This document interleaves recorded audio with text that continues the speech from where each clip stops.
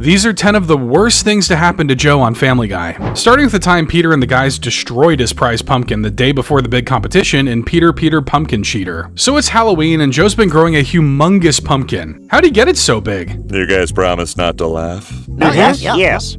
I wished for it.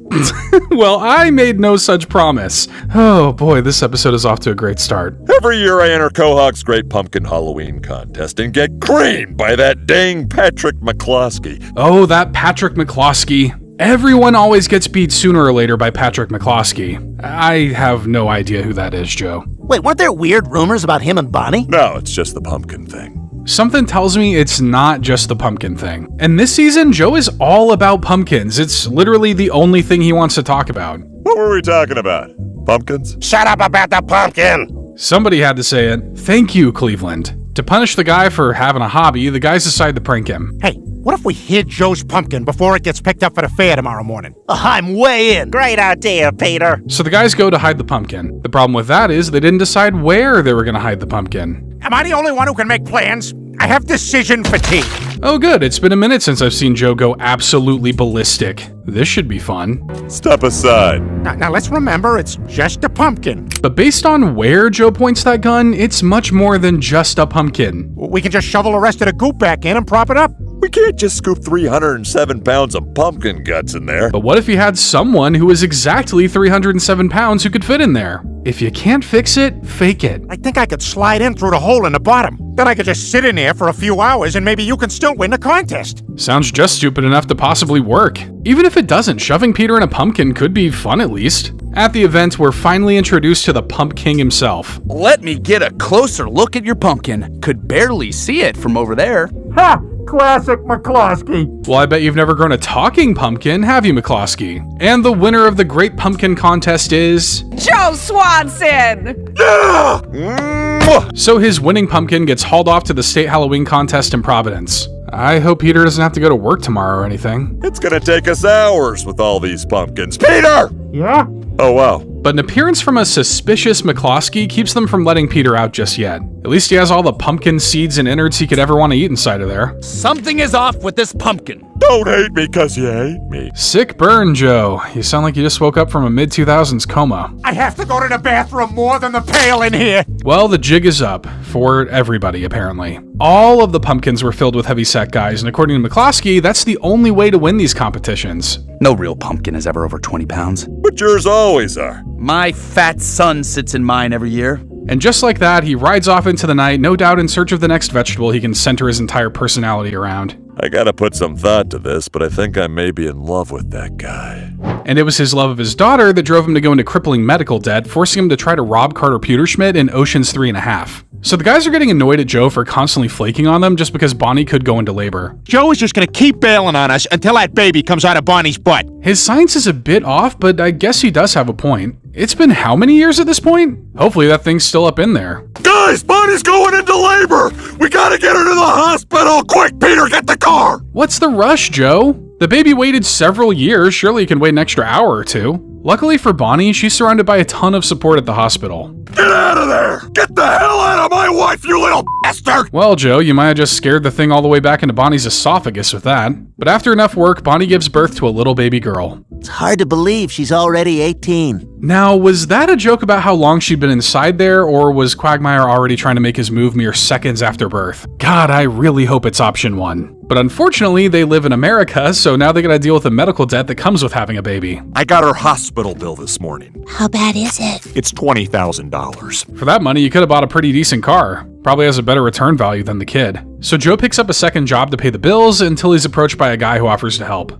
How much you need? Look, I'm a police officer. I can't afford to get mixed up with a loan shark. Well, I'm not seeing any gills or fins on this guy, so maybe he can be trusted. But now the hospital bill is paid, Joe has to worry about paying back the loan sharks. This really was like putting a bandage on a decapitation, wasn't it? Look what they did to me! My legs are useless now!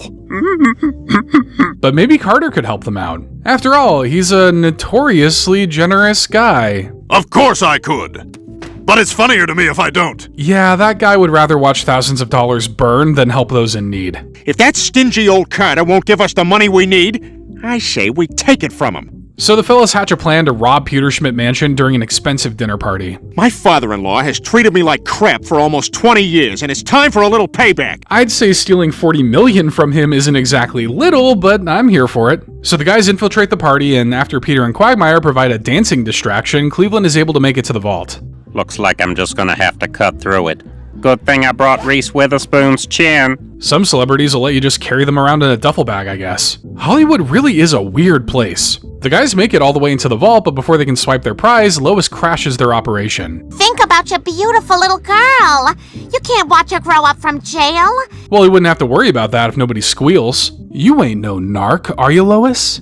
Guys, put the money back and get out of there. Well, Joe realizes what he's doing is wrong and backs down. Very honorable of him, but at the end of the day, Carter losing 20 grand would just be another drop in a very, very, very, very big bucket for him. But Joe would try to make some money as a children's book author, only to get booted after the publisher wanted to make Peter the face of the book in the Book of Joe. So while Peter's over at Joe's for a cookout, he stumbles across what appears to be Joe's art studio. Hey, Joe, what are all these pictures? Oh, nothing. They're just some stupid scribbles I've been working on for a children's book. Don't sell yourself short, Joe. You're definitely the most talented artist out of the group. Quagmire's an artist too, but you can't exactly hang what he does in a museum. I've been working on this book for 9 years, but I've been too afraid to show it to anybody. Come on, Joe, you can't be afraid. Actually, he can. Having someone criticize your art is like being stabbed in the heart with the dullest butter knife. It's about a handicapped squirrel who has to learn to overcome his disability so he can survive in the wild. Wow, self-insert much? But Peter convinces Joe to share his passion project with the world. I took your advice and sent my book to a publisher. They're gonna publish The Hopeful Squirrel. To be fair, this would actually make for an important kids book today. So Joe decides to do a live reading for kids, but unfortunately, his stage presence isn't the best. Hey, eyes front, I'm talking! Don't tell my kid what to do. Well, maybe if you did, I wouldn't have to. Sorry, Joe, but the only reading the kids are into these days is from TikToks, which are just big walls of text for some reason. So Peter decides to swoop in and save the day. For if I could not forgive, then I would be truly handicapped. I guess it takes a man-child to know what children want because the books start flying off the shelves. So Joe's publisher suggests making a change. You would write the books, and your friend Peter would be the public face of the Hopeful Squirrel. Yeah, never mind that he's not handicapped. It's not like that's an integral part of the book or anything. So Peter is now playing the role of author, getting invited onto talk shows to discuss the inspiration for the book. I'd see these cripple kids limping down the sidewalk on my way to work, and I would just laugh and laugh. I think the guy who wrote The Very Hungry Caterpillar said the same thing about kids who eat too much. Who knew children's books were so mean-spirited? You totally screwed up my book. You're getting kids to laugh at handicapped people when I'm trying to inspire them. But the public loves Peter and his dumb little squirrel voice, so he refuses to back down from the project. You've ruined this for me. I want nothing to do with the book, and I want nothing to do with you. But now Peter has to really figure out that whole children's author thing. Now the publisher wants another book, and it's all on me. But kids don't know nothing about nothing. Surely Peter can deliver on what the kids want. The monkey's kick-ass buzzsaw hand tore his head open. His brains! His brains! You could probably find the same quality of writing scrawled onto the wall of an asylum. You're awful. That was the worst. We had trouble hearing you in the back. What do you mean the kids didn't enjoy a book about gratuitous violence, illicit substances, and streetwalkers? I'm sorry Joe's dream didn't work out for you, Peter. What was I thinking? I think the issue is that you weren't thinking. So Peter apologizes to Joe for taking away all his success and attention. If I could not forgive, then I would be truly handicapped. What? It's from the book, Peter. I do think Peter's brain is kind of just on autopilot most of the time. So Joe may not have had the fame and admiration he could have had, but at least he still has his friendship with Peter. That's not a great trade-off if you ask me. And Joe would trade places with Peter when his father came to town while having to endure his father's constant ridicule of handicapped people in Papa Has a Rollin' Son. So Father's Day is coming up, and out of the guys, Joe's the only one whose father we haven't seen. Yeah, my dad's out there somewhere, but I haven't spoken to him in years. But every father deserves to be with their son on Father's Day. You got a perfectly good dad. You can't waste that. You gotta call him up for Father's Day. Peter, I don't even know where he is. Well, if Joe's gonna get colder than usual feet, Peter and the guys will just have to find him themselves. I found Joe's dad on the internet, and he just emailed me to say he's coming tomorrow. You can find anyone in the world on the internet, yet I can't find a straight answer on how much pasta you're supposed to cook per person. Truly incredible technology. You shouldn't have done that, Peter. My father's not going to be happy to see me. Turns out Joe's dad was always making jokes about handicapped people, so after his accident, he couldn't bring himself to face him. I never told him! Great, now he's crying in the bar, which is only slightly less acceptable than crying in the club. We'll just figure out a way to hide your handicap from your dad. Hide the fact that I can't walk. Yeah, all we need is some strings, some propellers, some stilts. Yeah, now that I'm thinking about it more, this isn't gonna work. This is how we're gonna fool Joe's dad. Oh my god. Yeah, looks real, right? Looking about as real as Godzilla did in those old movies. So when strapping Joe to a horse obviously doesn't work, Peter gets the bright idea that maybe a human should be Joe. I'll just pretend to be you. I mean, your dad ain't seen you in years. He won't know the difference. I don't know, he might think his son really let himself go. He may even hate him more than he would if he was handicapped. Huh? Huh? Kinda. Yeah. I don't care. Great, now you have the build of an 18th century duchess. But they decide to give it a try. Joe? Wow, I guess it really has been a long time. I barely recognize you. Put on a little weight, haven't you? Yeah, that's what you open with when you haven't seen your son in years. And while Peter does that, Joe pretends to be Peter because it's funny. Isn't that good enough? Oh, this'll be fun. Let's see how long it takes them to get Gumby over there into the car. Wow, a Gumby reference? So he's not just an ableist, he's old. At least the ruse will end after today. Bud's not leaving. I told him he can move in with me and Bonnie. What? Not gonna lie, I think Peter just wants to keep driving the cop car. I'd do the same thing if I was allowed to drive. Dang clam hands. I'm thinking that I've had 2 dads, and neither one cared for me as much as Bud does. That's fair too. I don't see Mickey showing up for Father's Day, but something tells me he isn't legally allowed on a plane. But a man can only hear so many insulting comments before he starts to break. See, a guy like that should just stay inside so we don't have to look at him. Geez, did a guy in a wheelchair sleep with his wife or something? Or is it possible to just be born a huge douche? Now get inside. No, I'm not gonna do that. Oh, yes, you are. Unfortunately for Peter, Joe's more of a man than him with only half the body. You can't let yourself get beat up by a guy in a wheelchair. Your son is a guy in a wheelchair. So Joe finally comes clean to his father, who owns up to his insecurities involving handicapped people. I guess I could never stand the thought of something like that happening to me. Or even worse, to someone that I care about. Well, Joe's proof that it's not the legs that make the man, it's the man that makes the man. That sounded better in my head. I love you, son. I love you too, Dad. But Joe's most important relationship in his life would start to crumble as Bonnie traveled all the way to Paris to cheat on him in foreign affairs. So Lois and Bonnie are vacationing in Paris together, looking to do all the things Parisians do. I came here to have an affair. An affair? With who? Anyone? Ah yes, the traditional French pastime. European culture is truly an enigma. Why not at least enjoy the food first? You know what I'd really like? A piece of that. Bonnie, for God's sake, stop it. I mean, she is on vacation, so I get why she wants to skip the meals and just go straight to the desserts. Joe and I have been growing apart for a long time. Besides, we've had a good run. Yeah, you got one kid who's traumatized from being in the military and another who was in your womb for like 8 years. Not sure if that sounds like a good run to me. Would you like to sample a warm French baguette? Oh my. Sorry, pal, she's not looking for bread. Better keep it moving. Lois tries to talk her out of it, finally getting Bonnie to budge. I guess you're right, Lois. It's just that sometimes I feel like I don't even know Joe anymore. He has literally barely changed over the show's run. How do you not know him? But even though she's in Paris, Bonnie's still looking for something that feels a bit familiar. Look, Lois, don't make a big deal about it. I just needed a change from Joe. Bonjour. So your issues with Joe aren't related to him being in a wheelchair? I guess that's character progression, though I won't say it's for the better overall. Well, Bonnie and Francois are certainly getting to know each other, so much so that he pops a big question on Bonnie. I have so enjoyed your intimacy these past few days. Will you stay here with me? Yeah, a few days seems like a good enough vetting process. You've gone from a holiday affair to straight psychosis now. Oh my God, you're not gonna do it, are you? Well, I'm thinking about it. I know Joe has his moments, but he can't be that bad to the point where you're ready to throw your entire life away, right? Well, on their last day in Paris, Bonnie seems to have made up her mind. Lois, I've thought a lot about this, and I'm not going with you. Yeah, she thought you'd say that, so she decided to break girl code and make Bonnie really face her decision head on. Joe, what are you doing here? He'll be damned if his French counterpart is going to ruin 80 years of marriage. Well, that's 80 married to a handicapped guy years, according to Bonnie. I love you, and I need you. Please come home with me. As fun as it is being fought over by two men, Bonnie does need to make a decision. But who loves Bonnie the most? I would do anything for you. Well, there's one thing he can't do. So with all the chips down, with all his cards on the table, Joe harnesses the power of true love and maybe some dark magic to stand on his own 2 feet. Joe! I don't believe it! You're walking! I am! So were you just not trying that hard to walk all these years? Ah, whatever. At least you got your girl back. Let's go home, Joe.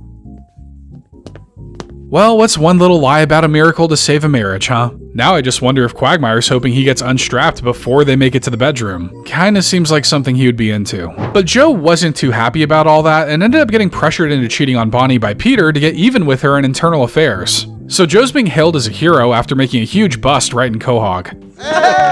Great job, Joe. Way to go. There he is. Live it up now before the people go back to calling you a pig, Joe. But not everyone is as impressed with his feat. I made a major drug bust today, the biggest one the force has ever seen. That's great, Joe. Whoa, keep the praise and admiration down, Bonnie. Don't want to get an HOA noise complaint. I don't know if I can take another evening of sympathetic eye contact from all the other wives. Looks like someone forgot to pay the electric bill because whatever light was inside her seems to be gone. But later at Joe's party, he meets someone who seemingly does care. I just wanted to say congratulations. I'm Nora. I just joined the force. Finally, some attention from the opposite gender that doesn't seem to be filled with disdain and disappointment. You know how they say never meet your heroes? Well, they don't say anything about kissing them. Well, they probably should say something because you've known this man for a full 30 seconds. Joe tells the guys about it, but they're pretty chill about the idea of Joe cheating on Bonnie. Didn't Bonnie have that affair in Paris? I don't want to talk about that. Hey, continuity! Joe can forgive, but he can never forget. But according to his friends, he should be a little less forgiving. You owe it to Bonnie to have sex with this woman. It's for the good of your marriage. Quagmire, that's such a stretch that I may as well call you Mr. Fantastic. But this doesn't feel right to Joe, so he lets Nora know that he's not interested. It's not that I don't find you attractive. I do. I'm married. As a married man, you probably didn't need to throw in that little compliment. That's like throwing wood into an already raging fire. But great timing, Bonnie's calling. I meant to call someone else. Oh. Yeah. So how is everything? Look, I'm not going to say Joe's in the right to do what he does next, but Bonnie really isn't making this a hard decision for him. I want you. I want you too. Come on. I have a little place we can go to. A handicap stall. I guess it's probably the most romantic of all the bathroom stalls. I mean, have you seen how much legroom those things have? Did you bring protection? Oh, don't worry. Nothing comes out of the front. I know a lot about your body, Joe, and all of it has been against my will. So the next day at his son's birthday party, Joe tells the guys of his adultery and seems to be regretting it. I'm not mad at Bonnie anymore. I'm just mad at myself. Maybe next to the baby monitor wasn't the best place to have this conversation, or in front of the baby. I can tell she's gonna remember this. You cheated on me? You bastard! She's right to be upset, but you didn't need 20/20 vision to see this coming. Well, how do you think I felt when I found out you slept with that French guy, huh? I never slept with Francois. Uh-oh. So it looks like the game of telephone from Lois to Peter to Quagmire to Joe got that whole incident a bit misconstrued. But let's be real, this relationship was already going downhill. I want a divorce! You got it! But Peter tries to get them to fall in love again by recreating the day they first met, featuring exotic dancers and Africa by Toto playing in the background. How could you not fall in love here? I just want to say I'm sorry. I was a real ass, and I miss you. I'm sorry, too. And like how birds shake their feathers and tails to impress a mate, Joe decides to do the same thing. Kinda. Well, they are in the right place for it, when in Rome, I guess. Joe almost really screwed this one up, but that's what you get for taking advice from Peter. Which is weird because he's usually correct about everything. But Peter isn't the only griffin to worry about, as Brian would go on to steal Bonnie from him as the pair ran away together in the Heartbreak Dog. So it's Bonnie's birthday, and if there's one thing Joe knows, it's that women love jokes about their age. Welcome to Bonnie's 29th birthday party. I can't keep this up. Don't think anyone's asking you to, honestly. He did do something sweet by putting together videos from their honeymoon together. Yeah, Cabo was great. We even went back for our 10th anniversary. Only this time there's a significant lack of a will to go on behind those eyes. Later that night, Brian hears Bonnie crying from the bedroom. Come on, turning 46 isn't that bad. I say as I am nowhere near that age. But now I'm 46, and all I've ever done is take care of Joe. Brian, who is also a champion of doing nothing with his life, comforts her in her time of need. But maybe he's a bit too comforting. You're a good girl. You're gonna be okay. Uh-oh, they've made prolonged eye contact. Now Brian's in love. I'm sorry. I didn't mean... No, it's okay. Brian admits what he's done to Peter, one of the last people you should ever tell secrets to. Brian, if Joe finds out, he'll kill you. Yeah, no kidding. That's why you can't tell anybody. Sorry, Brian, but this story needs a little thing called conflict, so it's probably gonna come out sooner or later. But when Brian and Bonnie eventually run into each other again, it's clear there's something between them. There's definitely some kind of connection between us, but... I felt it too, but maybe in another life. Don't worry, I'm sure there's some fanfiction writer out there keeping Bryony alive and well. Unfortunately for them, Joe acts out the exact charade that gets Peter to spill the beans. Wait, I know it. The other night at your party, Brian kissed Bonnie. Actually, what he was looking for was Marmaduke, the 2010 movie Marmaduke. You were close though. So Brian apologizes to Joe, hoping they can just put that whole kiss behind them. Mad at my buddy Brian? Not a chance. Hey, is that your car? Hey, you don't want to get towed? Don't park in the driveway of the home you legally live in, I guess. So to get Joe to stop torturing Brian, the gang holds an intervention to talk things out. Oh, Brian's a complete dick, we all know that. But I think we're losing sight of the point that Bonnie's a weird slut. Okay, so this was actually just an excuse to roast both of them. Honestly, that's probably what was needed. They don't get us, Bonnie. And you deserve better than this. We both do. So the lovebirds run off together. Surely an unemployed dog and housewife will have the necessary funds to survive. So, do you have like a credit card? Nope. And no cash either. But I don't care. You may start caring once it's time to eat. Looks like your options are either the Prius or each other. Yeah, I heard it as soon as I said it. So the pair start working at a diner to make some money, but it's safe to say the honeymoon phase is officially over. And stop breathing through your mouth, it's really annoying. I'm panting. That's how I sweat, you dumb bitch. They're not even married yet, and I bet they're already looking forward to the divorce. Luckily, Joe manages to find them and apologizes to Bonnie. And if you're willing to come back home, I promise I'll spend the rest of my days taking care of you. Though he still may need a hand with his diaper changing. Regardless, Bonnie and Joe embrace, and Joe learns to stifle his dislike for Brian. I guess just call me Cupid, huh? You're welcome. Starting now. And Joe had to start learning to live with none of his motor functions when he became completely paralyzed from the neck down and broke back Swanson. So the guys hear about a local bull run event, and like most guys who've been drinking, they think it sounds like a great idea. You guys, we are so doing that bull run. Buying the tickets as we speak. But we can't tell Joe. Of course not, he'll be dead weight. Maybe, but he just needs to hit one descending hill and he's golden. But good luck explaining those Spanish fits to him. You know Joe loves a good outfit. We're going to the seriously wicked bull run. We didn't invite you because we didn't think you could keep up. Which is funny considering he's easily the most in shape of the four. Where does it say in the rules that the bull run involves running anyway? So the guys get off to a good start. Woo, this is amazing! I told you guys I could do it! But everyone has a mortal enemy. Batman and the Joker, Superman and Lex Luthor, and wheelchairs and bottle caps.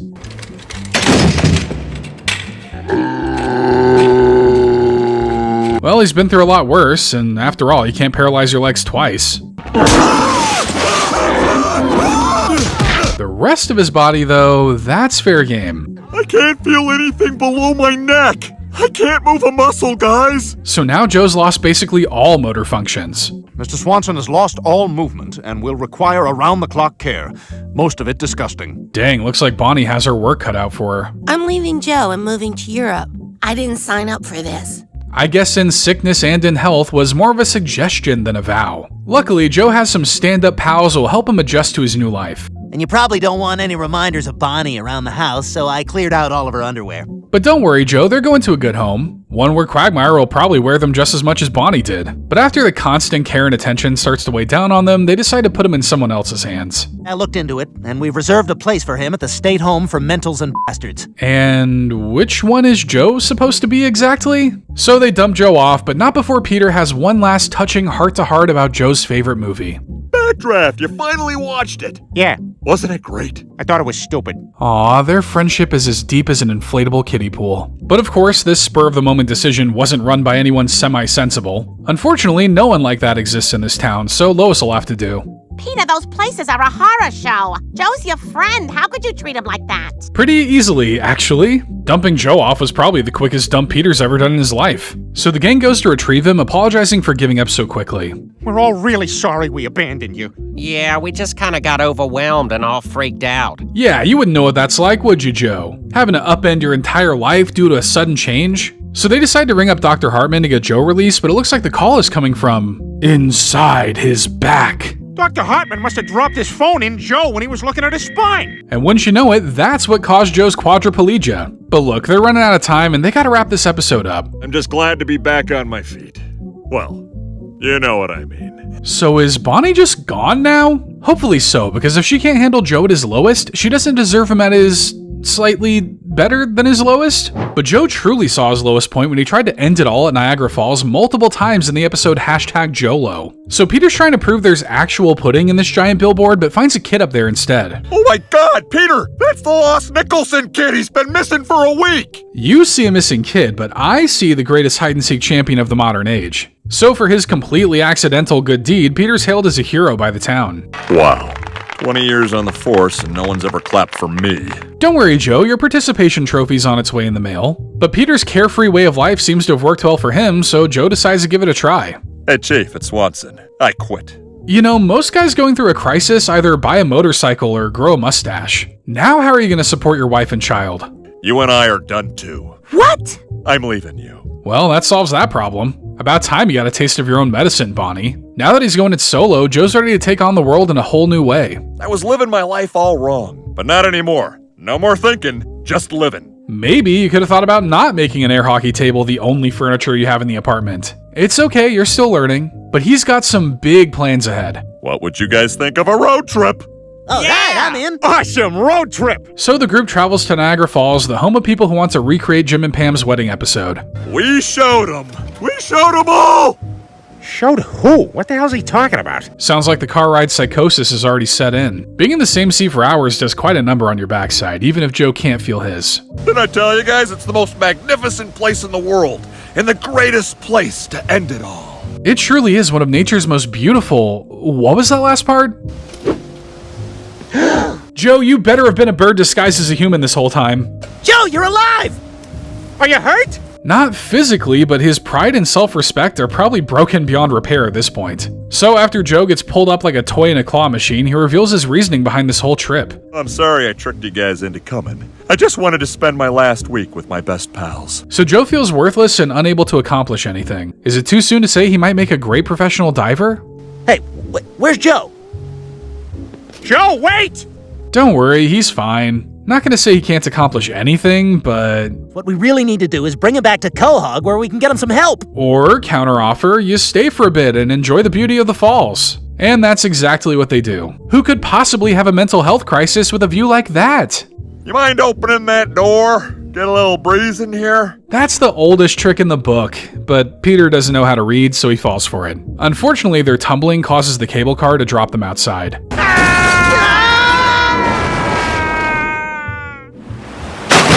Well, there's no better way to see the falls than by barreling toward them downstream. Don't worry, I'm coming! So Joe does some sick tricks to get to the ground, even managing to beat them downstream to make the save. Guys, grab onto my legs! Got it! Thank goodness for Joe's absurd upper body strength. And with that impressive feat, Joe earns the admiration he deserves and finds the will to keep on chugging along. It took seeing you guys almost die to realize that life really is worth living. So next time you're feeling down on yourself, just put your friends in a life or death situation? Alright, if you say so, Joe. But the worst thing that ever happened to Joe has to be when he was paralyzed by a criminal he would end up hunting down years later in Joe's Revenge. So Joe gets a little emotional when he hears about the arrest of a guy named Bobby Briggs. Bobby Briggs is the one who put me in this wheelchair. And they got him. They finally got him. So it turns out his little battle with the Grinch that he told us about when he made his first appearance was actually a lie. I mean, the Grinch isn't real after all, right? I lied because I was ashamed of the real story. That I let a vicious criminal get away. Basically, Joe blew an undercover job while trying to bust Bobby for dealing narcotics. Get ready to spend the rest of your life as a lame imp with an annoying voiced wife. Honestly, his prediction was spot on. He better have kept that luck rolling and bought a lottery ticket that day. Unfortunately, Joe's happiness is short-lived. Longtime fugitive Bobby Briggs has escaped from police custody. His whereabouts are currently unknown. He's probably on his way over right now to finish the job and shoot Joe in the arms too. But Joe decides he's going to go on the hunt himself. I want you to put me on the Briggs case. Absolutely not. Come on, Chief! I know everything about Briggs! Except where he's been hiding for the past 15 years. But I'm sure he knows other useful things, like his hair color. But if Joe can't go after him as a cop, he'll need to go after him as a rogue cop. That's like a 50% cooler cop. This is about you as a man. Come on, what do you say? Quagmire and I'll help you bring this guy to justice. Don't you hate it when your friends volunteer you to track down a dangerous criminal? So Joe introduces them to his Pepe Sylvia-style room filled with all the information he has on Briggs. Geez, why don't you date him if you're gonna be this obsessed? Briggs' FBI profile says the only relationship he's maintained over the years is with a stripper named Tanya. So they decide to pay the working girl a visit, but she's not coughing up the info. I don't know any Bobby Briggs, and even if I did, I wouldn't tell you. Looks like this calls for some dirty cop work. Luckily, they've got the dirtiest guy in Quahog tagging along. I'm gonna have to do the Vulcan V-meld. His methods may be questionable, but damn it if they don't get the job done. He lives at 2820 Ocean Boulevard across from the park, apartment 2. What do you think the odds are that some guy watching this video just got his address doxed? So they decide to perform a wellness check on Mr. Briggs. Who are you? Joe Swanson. Who? Awkward. You go around paralyzing a lot of guys for life, Briggs? Bobby gives him the slip, leading to an intense chase across rooftops. It looks like you're at a roof. Well, mission accomplished, I guess. Actually, Bobby manages to disappear into the night. It's gone, you guys! I had him! That was our one chance! But the guys get a tip that Bobby is heading for the Mexico border, so they head there to cut him off. Come on, what's going on up there? Briggs! How were you on the lam for 15 years? Joe gives chase, tackling him into a stream and eventually turning Briggs' own gun on him. You're not gonna get away this time, you son of a bitch. I mean, he does have a perfectly fine pair of working legs, he could just run off again. Luckily, Joe has accounted for that. So what are you gonna do, arrest me? No, I don't arrest balls. That, my friends, is what we call poetic justice. Now Bobby will pay for his sins through the same pain he inflicted on... oh shoot, he's dead. I think he bled out. I must have hit the femoral artery.